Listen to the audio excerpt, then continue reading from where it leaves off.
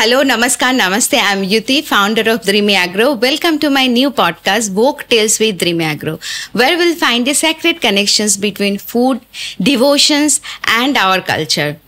Why we're calling about Bhog in this episode, which means the Puja Bhog. Because Puja Bhog has never been a ritual only in our traditions. It was always a balanced, complete meal for the whole community. Vogue wisdom always says plant-based diet, seasonal flavors, digestive health, and a complete meal. Now, when we talk about our next generation, always in Dreamy Agro, in our generation, mostly the next generations, they always are very tend to nowadays very complex techniques and international trends. In this episode, we will discover simplicity can be profound. Simplicity can be our meal. Food can be a joy. When you talk about Puja Bhog, it's all about food. And when you talk about food, who else can better explain this than a chef himself? So please join us to welcome Chef Suman Chakraborty. Welcome, Shumanda. Thank you so much. Thank you for inviting me for your podcast. And it's really an opportunity. ভালো লাগলো খুব কারণ দেখো পুজো তো আসছে আর 14-15 দিন পরেই দুর্গা পুজো। এবার পুজোটা একটু আগে মানে আমরা জেনারেলি যেমন অক্টোবর মাসে পুজোটা হয়, এবার সেপ্টেম্বর মাসে পুজো শুরু হয়ে যাচ্ছে। তো ভোগের ব্যাপারে আলোচনা করতে এবং ভোগের ব্যাপারে জানতে যে তুমি যেটা একটা উদ্যোগ নিয়েছো সেটা ব্যাপারে বলতে খুব ভালো লাগছে। কারণ ভোগটা কি আমরা বেসিক্যালি বুঝতে হবে আগে। ভোগ হচ্ছে পুজোর যে ভোগ আমরা দিই সেটা হচ্ছে একটা ভগবানের প্রতি আমাদের একটা ভালোবাসা এবং শ্রদ্ধা, যে ভগবান এত কিছু আমাদেরকে দিয়েছে তার একটা গিভিং ব্যাক, তাই না? যেমন ওয়েস্টার্ন কান্ট্রিতে থ্যাঙ্কস গিভিং ডে আছে, আচ্ছা, কিন্তু সেই জিনিসটা কিন্তু প্রত্যেকটা দেশেই আছে, দেশে বিদেশে বা যে কোনো কালচারে তুমি পাবে যে ভোগের ব্যাপারটা হচ্ছে ভগবান যেটা আমাদেরকে দিয়েছে বা ঠাকুর যেটা আমাদের দিয়েছেন সেটা আমরা ফেরত দিচ্ছি ঠাকুরকে, এবং সেটা আমাদের তরফ থেকে আমরা ওটাকে আরো সুন্দর করে সাজিয়ে গুছিয়ে ঠাকুরকে দিচ্ছি, ঠাকুর ওটাকে আশীর্বাদ করছেন এবং সেই আশীর্বাদটা আমাদের জন্য প্রসাদ হয়ে যাচ্ছে। এটাই হচ্ছে ভোগ আমার জন্য। আর ভোগের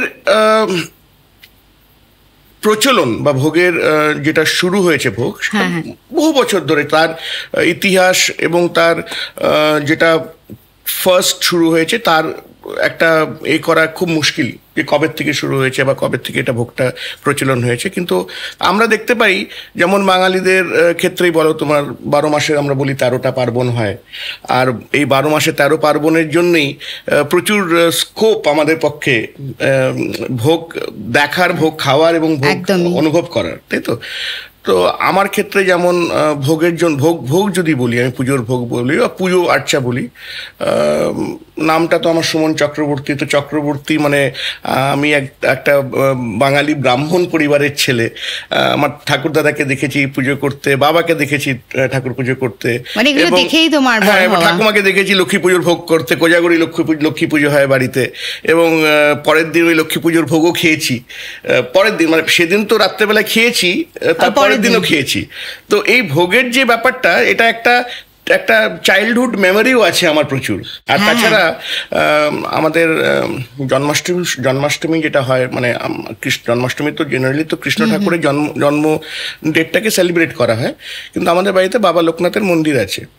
তো বাবা লোকনাথের মন্দিরে আবার বাবা লোকনাথের যে মন্দিরে ওই জন্মাষ্টমীর দিন যেহেতু ওনার জন্ম, ওই জন্য সেদিনই ওনার পুজো হয়। তুমি জানো হয়তো বাবা লোকনাথের জন্ম চাকলা ধামে, আর উনি যখন তপস্যা করে ফিরে এসেছেন হিমালয়ের থেকে, দেশে বিদেশে ঘুরে তপস্যা করে ফিরে এসেছেন, তখন উনি ঢাকায় বারুদি গ্রামে নিজে এসে একটা আশ্রমের মধ্যে থেকেছেন বহু বছর। তো ওনাকে যেটা খাবার দাবার দেওয়া হতো, তো বাবা লোকনাথ জেনারেলি যেটা আমরা জানি সেটা হচ্ছে সেদ্ধ ভাত, কাঁচকলা সেদ্ধ, একটু কাঁচা লঙ্কা, অল্প ঘি, এটাই খেতেন। তো আমরা যে ভোগটা ওনাকে দিই জন্মাষ্টমীর সময়, সেটা হচ্ছে এক্স্যাক্টলি ভোগটাই দিই, আর ভোগটাই আমরা প্রসাদ হিসেবে খাই সবাই মিলে বাড়িতে।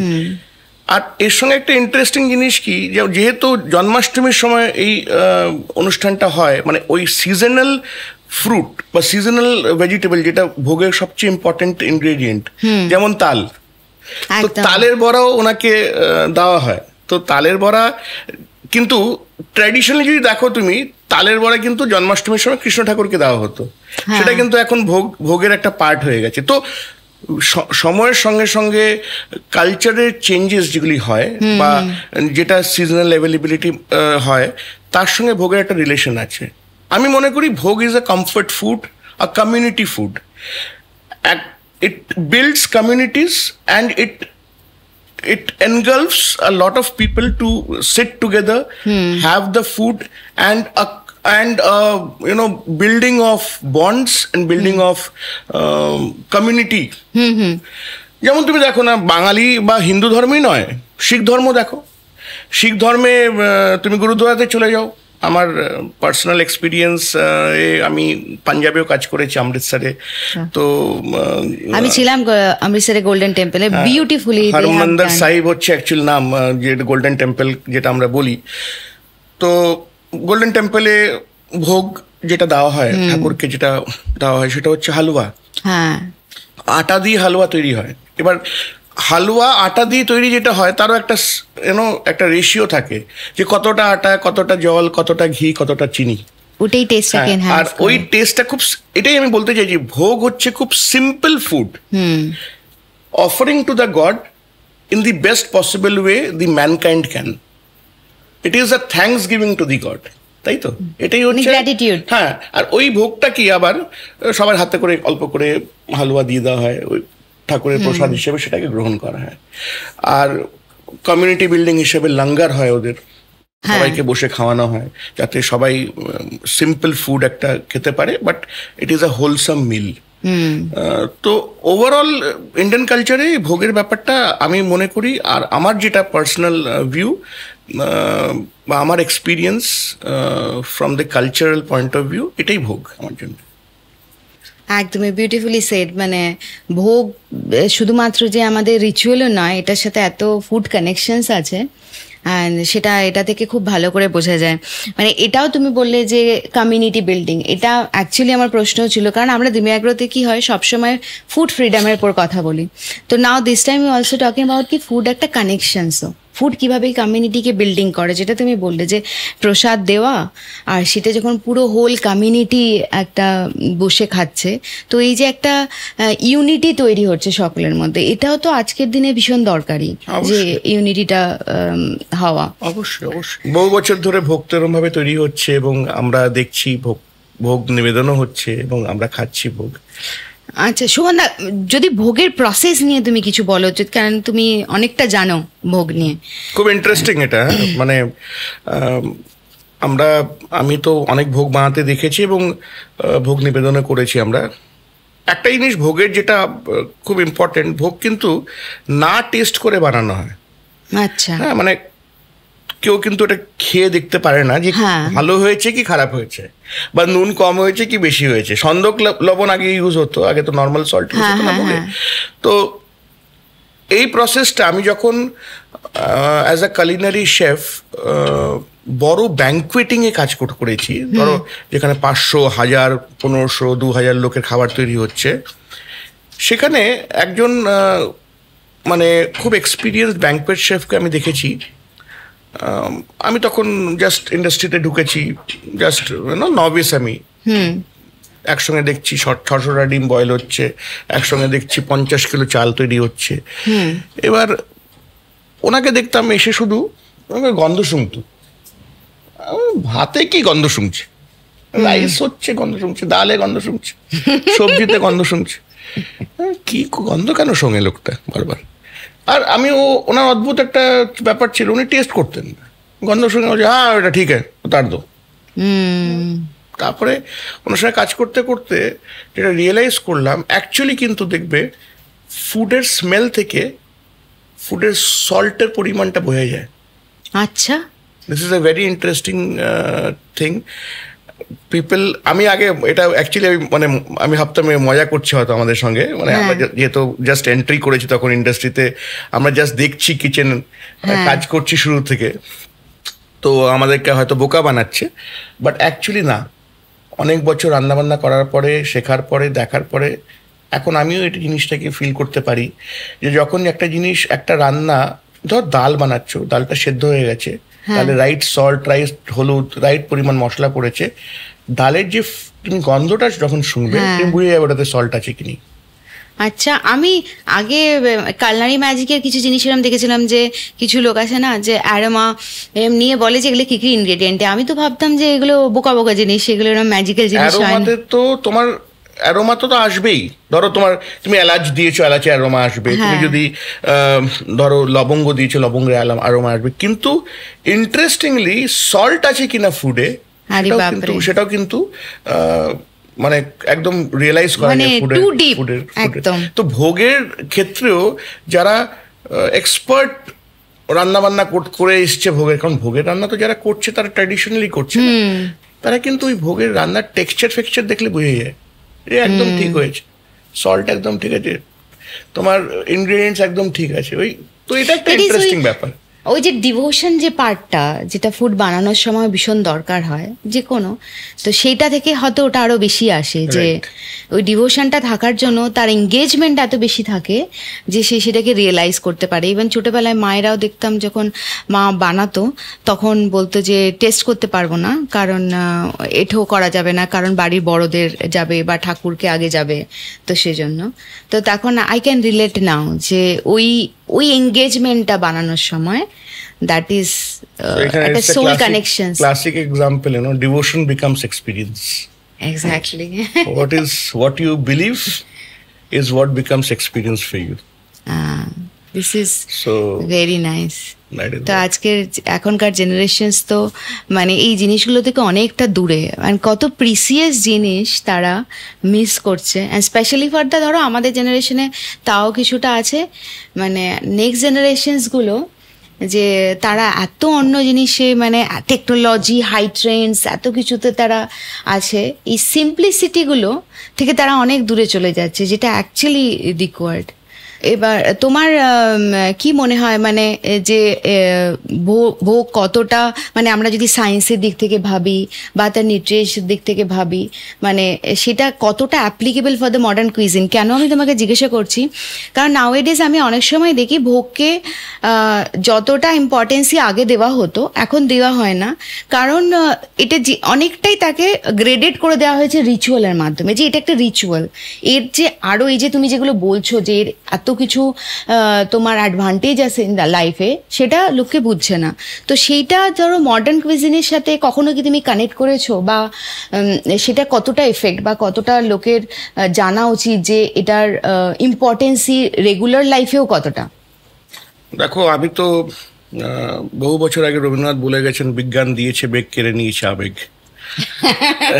ঠিক আছে, তো বিজ্ঞান, তুমি যখন সায়েন্সের কথা বলছো বা বিজ্ঞানের কথা বলছো, বিজ্ঞান তো ধরো একটা বিজ্ঞান কিসের উপরে বেসড, ওটা এক্সপেরিমেন্টের যে একটা হাইপোথেসিস, এক্সপেরিমেন্ট এবং এক্সপেরিমেন্ট প্রুভ হলে সে এক্সপেরিমেন্টাই ফ্যাক্ট, এটাই হচ্ছে বিজ্ঞান, তাই তো?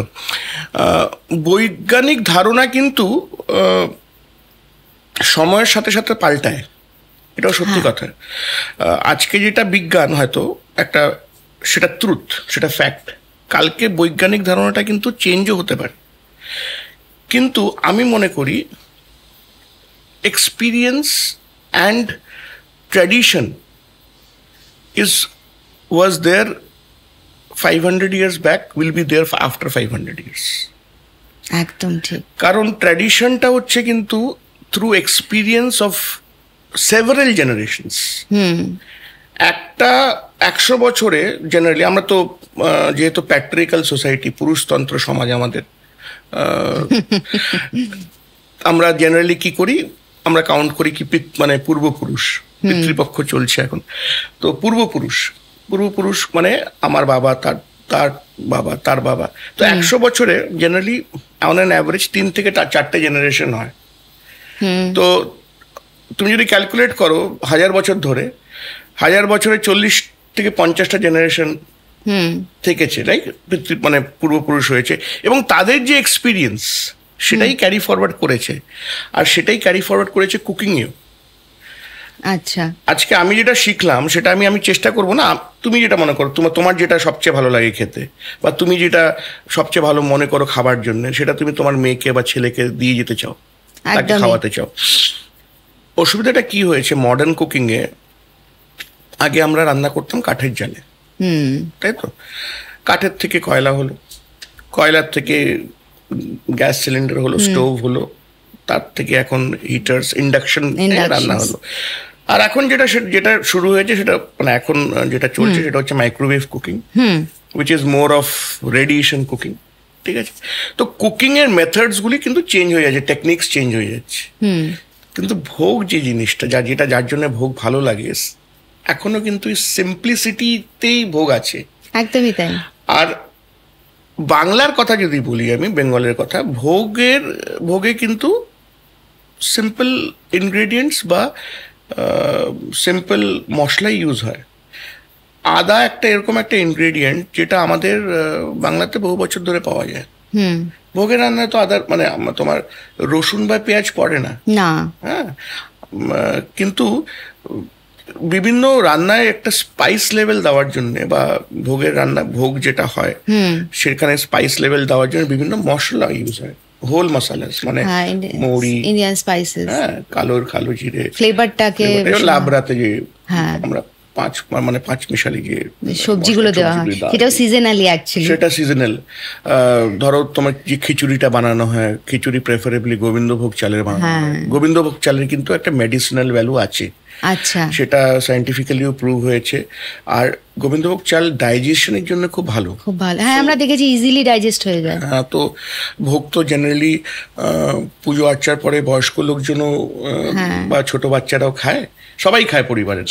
তো ভোগের যে মানে যে কনস্টিটিউয়েন্সিটা বা টেক্সচারটা এরকম জিনিস দিয়ে বানানো হতো যেটাতে এটা easily digestible and delectable for everyone, তাই তো?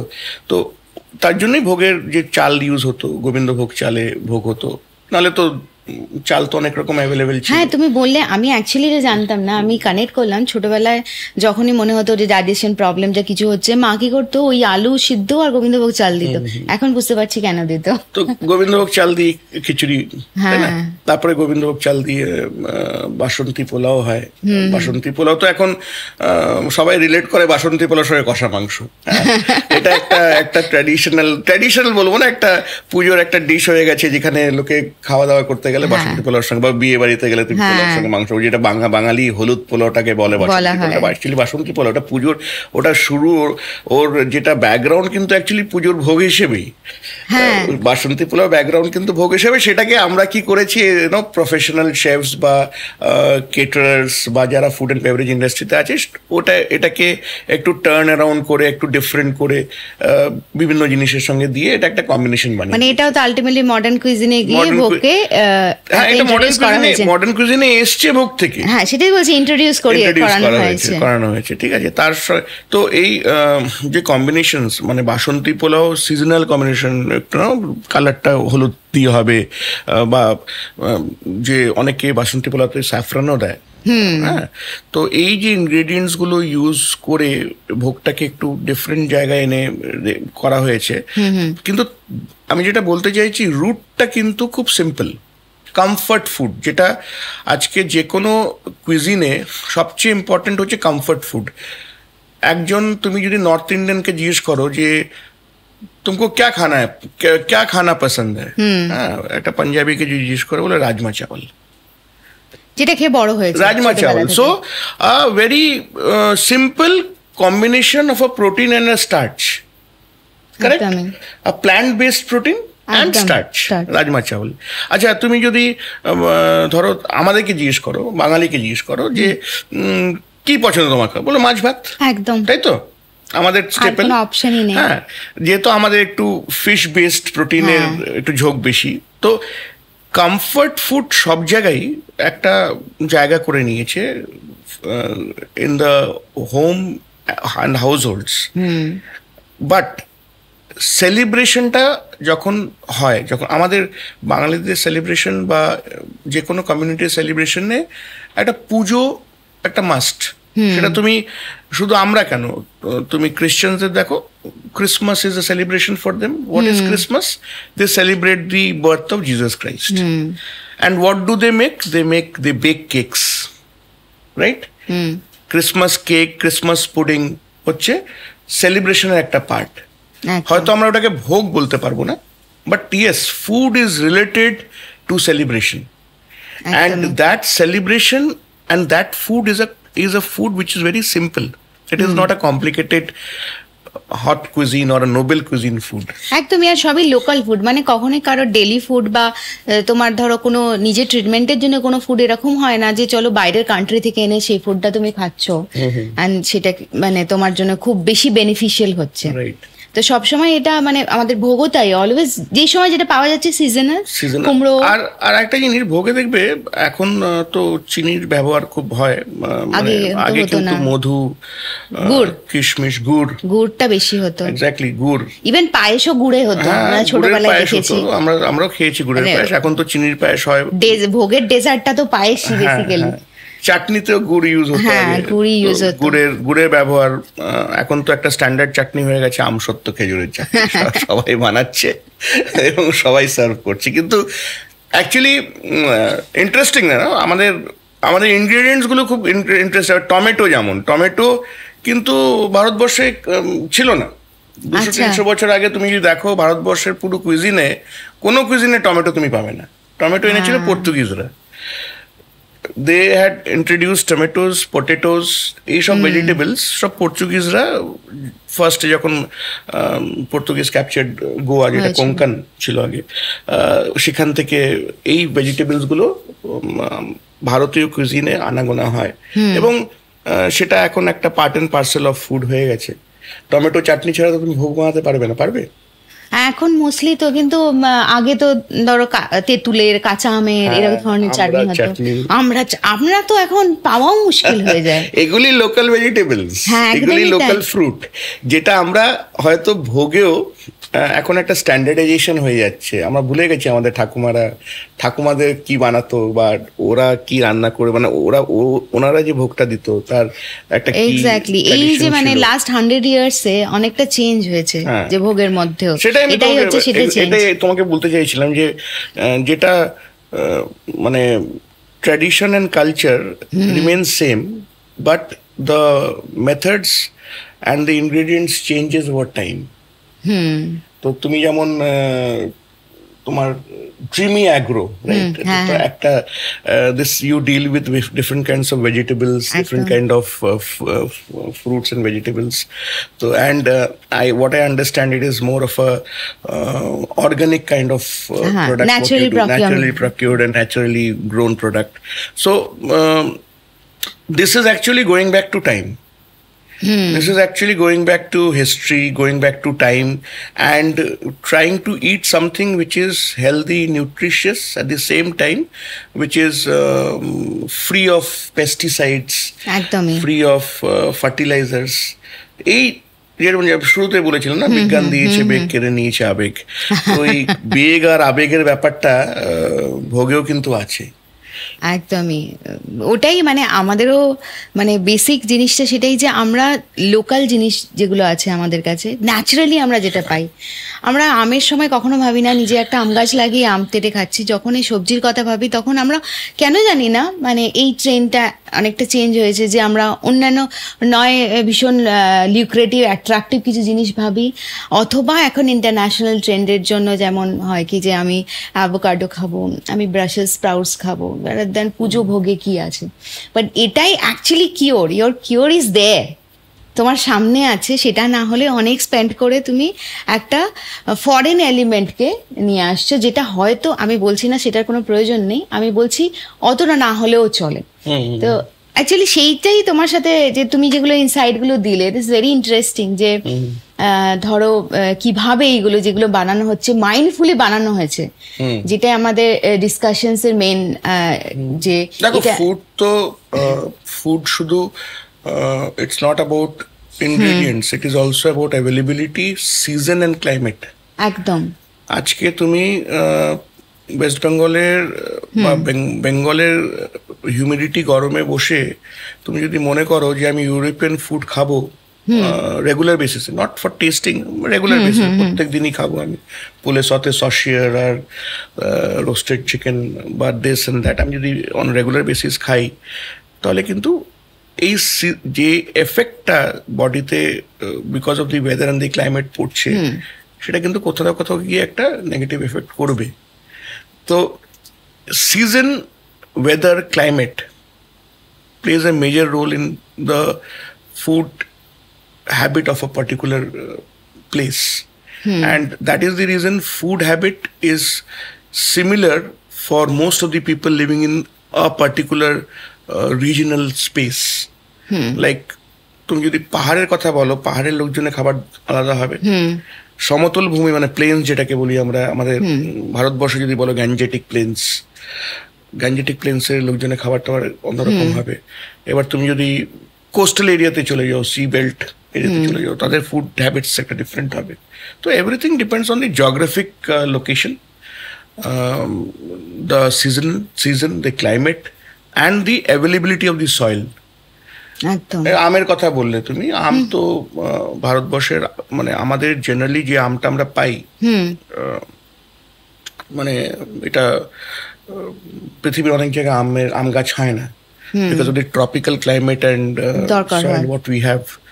তো যে আমটা সব এক্সপোর্ট হয়ে যায় মোস্টলি, যেটাকে আমরা অ্যালফনসো বলি, সেটাও কিন্তু মানে কোঙ্কানের একটা জায়গার থেকে নেওয়া।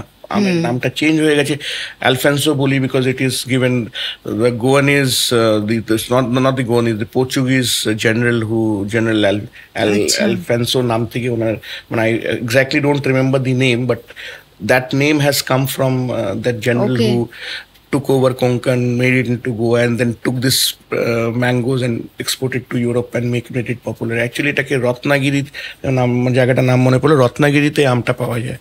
ও, তো নাইস টু নো। আমি তো ভেবেছিলাম যে বাইরের একটা আছে নাম, তো সম্ভবত কিছু একটা ফিউশন কিছু হবে। না, এটা আমাদেরই আম, রত্নাগিরি আম, মানে ভারতবর্ষেরই, যেটা ইন ইউরোপ খুব পপুলার হওয়াতে এটাকে অ্যালফেন্সো নামে লোকজন জানে, এবং আমরাও সেটা সেই নামেই জানি। যেমন খুব ইন্টারেস্টিং স্টোরি কি, ভারতবর্ষের সিল্ক তৈরি হতো এখানে, ফেরত যেত ইউরোপে শাড়ি ফাড়ি করে, আবার ফেরত মানে এখানে আবার বিক্রি হতো।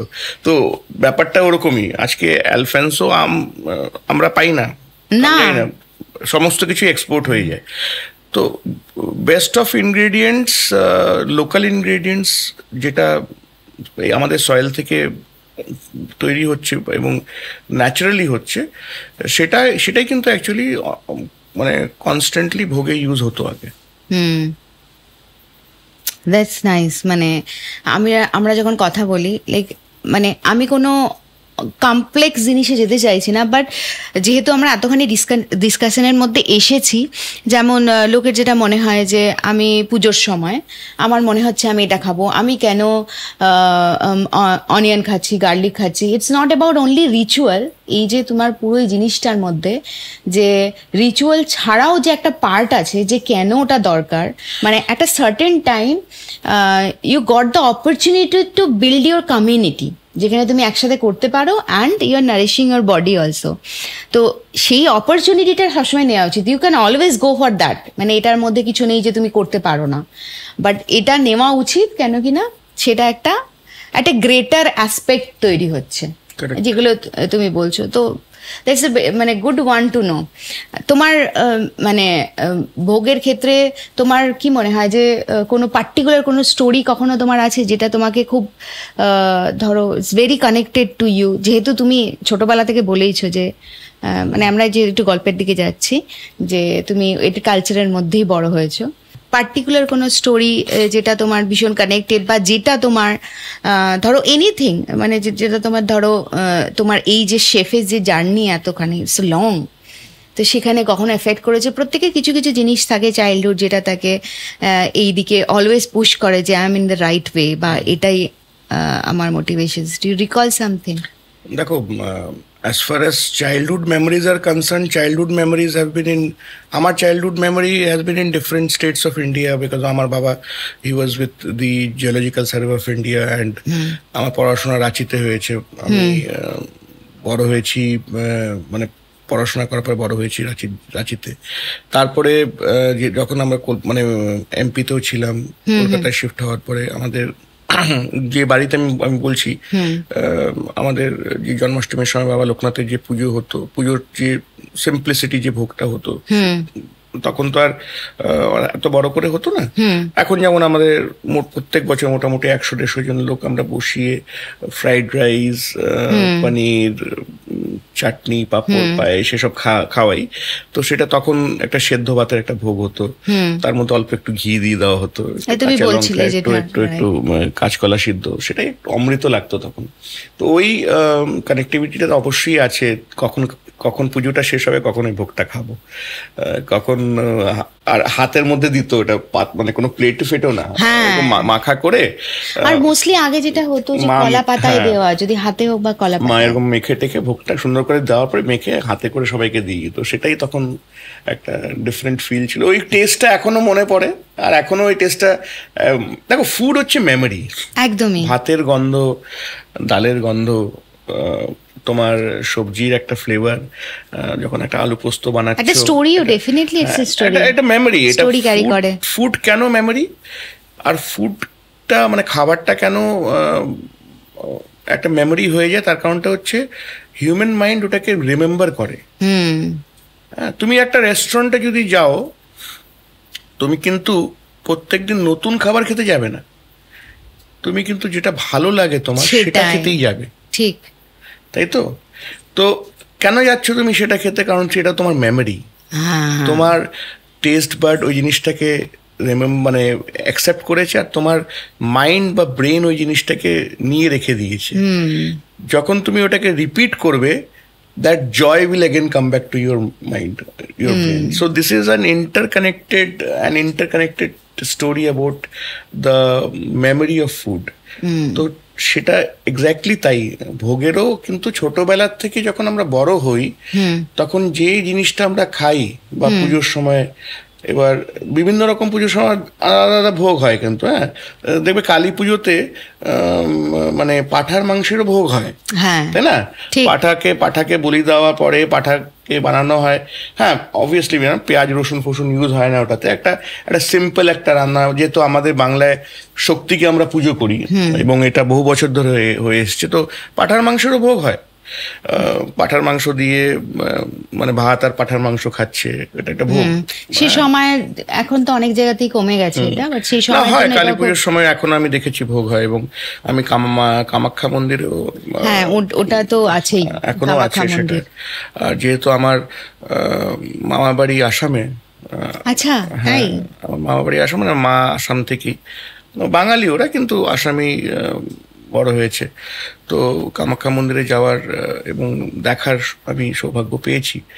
তো সেটাও একটা একরকমের ভোগ।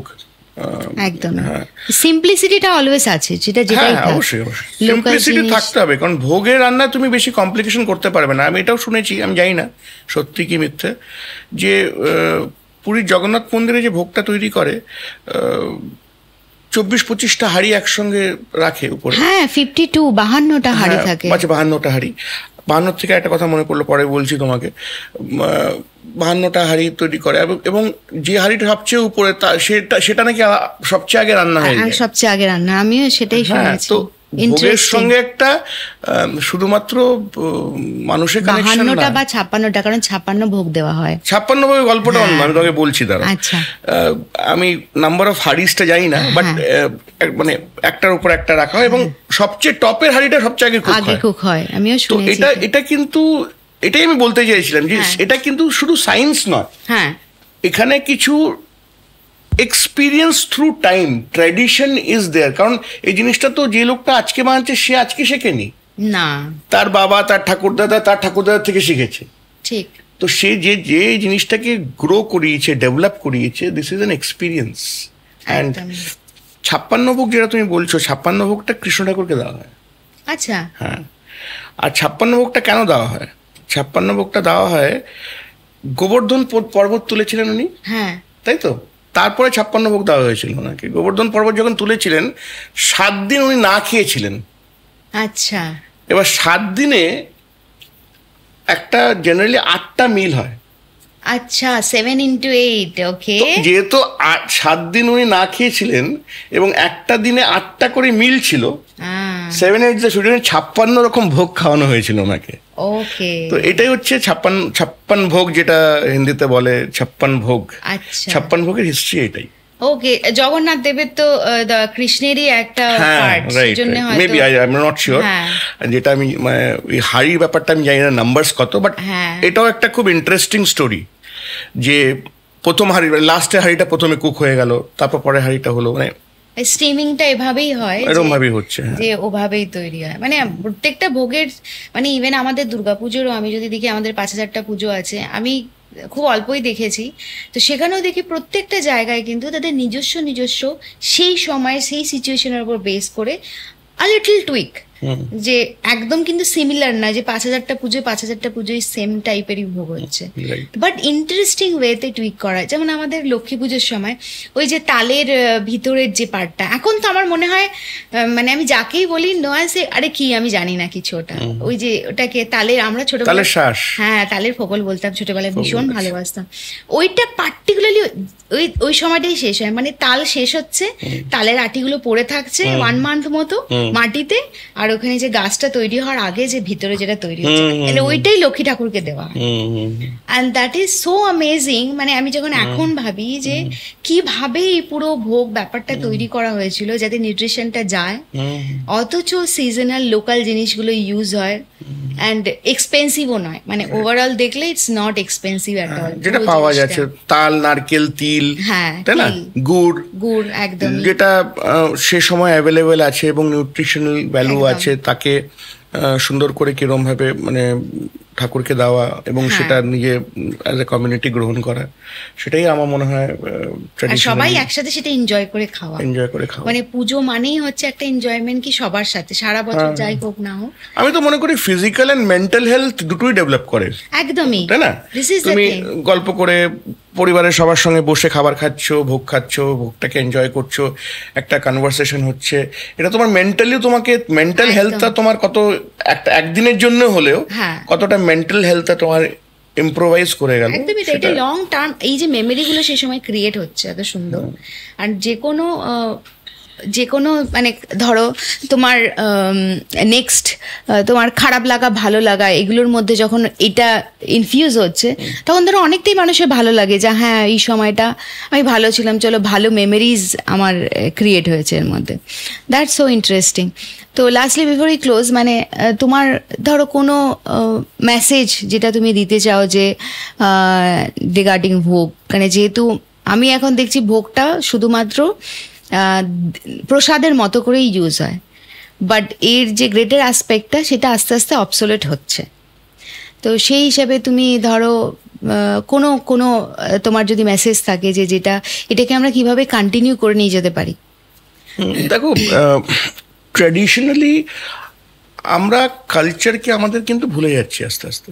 হ্যাঁ, তার বিভিন্ন কারণ হতে পারে। সেটা আমাদের ডেইলিকার লাইফের the number of long working hours is one of the reasons, the nuclear family is one of the reasons. পারিবারিকভাবে আমরা আজকাল পিসিমা, জেঠিমা, কাকিমা বা ডিস্টেন্ট রিলেটিভদের সঙ্গে তো থাকি না। তার জন্যে মোস্টলি কি হয় যে ট্র্যাডিশনালি যে ফুডগুলি একটু লং টাইম লাগে বানাতে, সেই টাইমটা কিন্তু আমরা দিতে পারি না, সেটা যে কোনো কারণেই হোক না কেন। কিন্তু আমি এটাই মনে করি যে মাসে একবার বা 2 মাসে একবার যেই পুজো বা পার্বণেই আমরা ভোগ দিই বা আমরা ঠাকুরকে নিবেদন করি ভোগ, সেই নিবেদনটা আমাদের তরফ থেকে সবচেয়ে মানে সুন্দরভাবে যতটা সম্ভব একটা নিষ্ঠাপূর্ণভাবে যদি আমরা এই নিবেদনটা করি, আর সেটাতে ট্র্যাডিশনাল জিনিসগুলো ইউজ করতে পারি, যেমন আমি বললাম যে চিনি না ইউজ করে গুড় ইউজ করো, বা যেগুলি আগে আমরা ব্যবহার করতাম সেই ইনগ্রেডিয়েন্টগুলো ইউজ করি, তাহলে আমার মনে হয় ভোগটা আমাদের কালচারের সঙ্গে থেকে যাবে এবং আমরা এটাকে হারাবো না। এটা একটা খুব একটা জিনিস যেটা এতদিন ধরে একটা গ্রো হয়েছে, সেই জিনিসটা আমাদের কালচার থেকে হারিয়ে যাবে না। হারানোটা একটা মানে বিগ লস আমাদের জন্য। হ্যাঁ, তো নেক্সট জেনারেশনের জন্য একটা বিগ লস। তার জন্য আমাদের অ্যাওয়ারনেসও দরকার এই জেনারেশনের, যে হ্যাঁ এটা কিন্তু একটা important part of our culture, এটাকে আমাদেরকে ধরে রাখতে হবে। আজকে আমরা খুব এমফেসিস দিই আমার ছেলে মেয়েদেরকে 15-16 বছর ধরে স্কুলে পড়াবো, ক্লাস 1 থেকে 10, তারপরে 11-12 পরে নিটে বসাবো, IIT বসাবো, প্রফেশনাল কিছু বানাবো, কিন্তু এই সব বেসিক জিনিসগুলো কিন্তু আমরা কোনোদিনই আলোচনা করি না ওদের সঙ্গে। করি কি না? ওটাই করি না। তো আমাদের পরবর্তী জেনারেশনকে, যেমন তোমার হচ্ছে ফর জেন নেক্সট, তো পরবর্তী জেনারেশনকে এই ভ্যালিউসগুলো আমাদেরকে দিতে হবে, আমি এটাই মনে করি।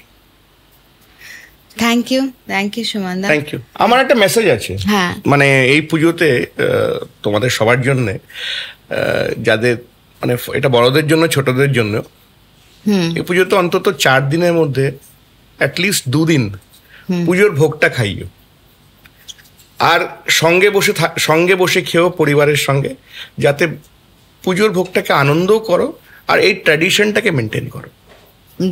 একদম, মানে এর থেকে ভালো কিছু তাদের জন্য, আমার নেক্সট জেনারেশনের জন্য হতেই পারে না, এটাকে রিয়েলাইজ করা। থ্যাংক ইউ সুমনদা, thank you for your heartful insight. আমরা অনেক কিছু জেনেছি যেটা ভীষণ দরকার ছিল, তোমার সাথে না বসলে হয়তো এটা জানা যেত না। আর আমাদের লিসেনার্সরা আমার মনে হয় অনেক কিছু আজ জেনেছে, যেটা সেই জানাটা, তোমার যে এক্সপিরিয়েন্স 25 বছরের, সেটা তাদের অনেক কাজে লাগবে। আমার তো লাগছে, মানে আমি অনেক কিছু ভাববো এরপরে। Thank you so much. So thank you for joining us also, and hope your next meal be very blessed and heartful. Thank you so much. Happy Durga Puja.